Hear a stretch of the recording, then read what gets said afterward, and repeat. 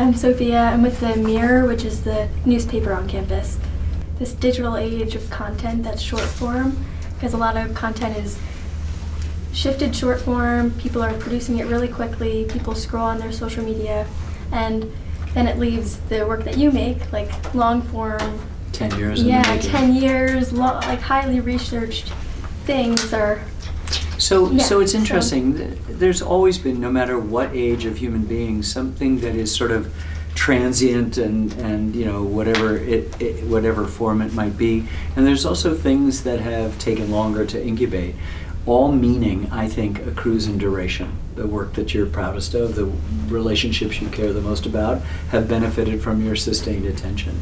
And it's also present in our media world, in which we lament, I think correctly, the erosion of an attention span, but a lot of what people do in order to deal with the tsunami of options is they binge, they self-curate, they figure out. My children will spend a weekend watching episodes of a show that goes much longer than any film I've ever made. And so I think built within our sort of tendency to sort of make a choice that one is good and the other's bad, they can coexist.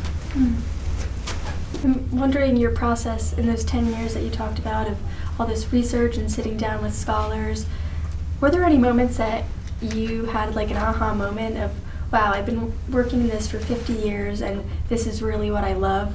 Like, do you get that again when in these processes? And do you have any like specific stories that you remember from this experience? Well, it's been like that for every film for the last 50 years. Is just how, I'm not making films about stuff I know to then tell you should know this too. There's no test on Tuesday.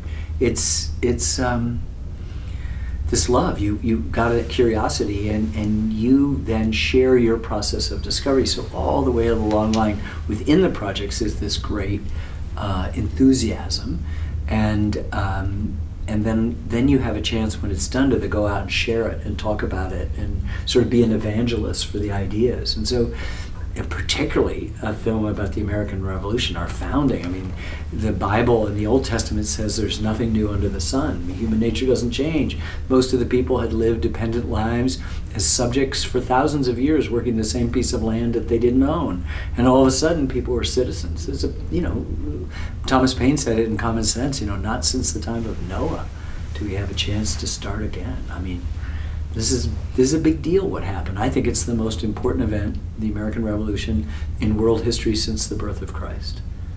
And I'm willing to have a conversation about it if somebody's got an alternative view, but we're putting into practice the highest ideals of the Renaissance and the Enlightenment into practical form called the United States of America. It's a big deal. Mm-hmm.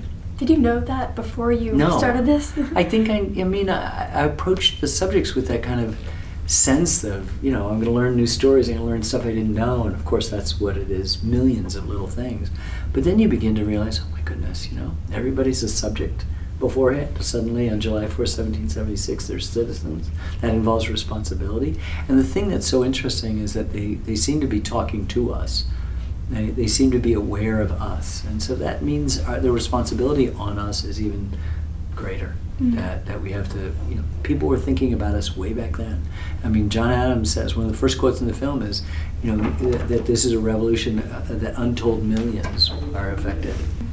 Talking about your team, if they were asked, who is Ken Burns, what would they say? Like, what type of person are you to the people closest around you that you work with? I don't know. God, I hope not a tyrant we don't yell. It's not brain surgery. And then again, I don't think you even get to yell in brain surgery if people do stuff wrong. Yeah. But there's a humility that has to come with it. You try to bring people along. You listen to them. You don't exercise the ultimate power that I have, even over my co-directors, to decide something until the last moment. When you've exhausted all arguments, you sometimes try something, it didn't work out, your own idea or somebody else's, and then you do it. So you have in the space lots of time to be fluid and get to know people. And I'd hope that they'd respect whatever leadership qualities that I bring to that dynamic. Do you feel really close with them? And yeah. Oh, the people you're working with them for years. The people I work with are the people I play with. There is, my closest friend, my closest female friend is Sarah Botstein, my co-director. My closest male friend of 50 plus years is David Blistein, who was served as a writer on a couple of the projects that we've worked on. So yeah. Do you have any like fun stories you remember from? I don't know.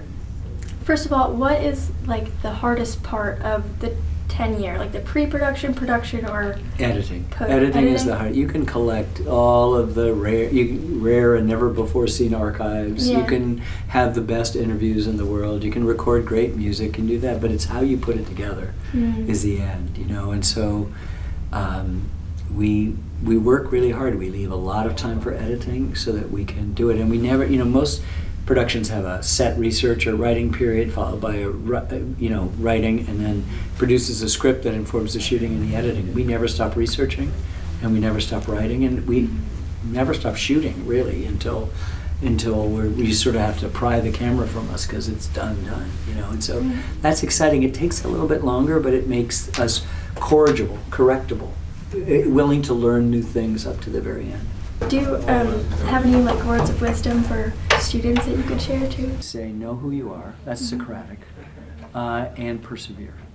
That those are the things. They sound like platitudes. You can apply them to many other things, but you know, a lot of people get drawn to film for lots of different reasons and find out, if they're honest with themselves, I don't have something to say, or this is not for me. I didn't realize how hard it would be. And then once you've committed with your heart, then you have to realize it's a huge deal to make a film.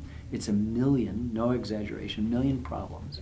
And if you see problems pejoratively, then you're stuck. But if you see them as inevitable friction to overcome, then you're in good shape, and you have to persevere.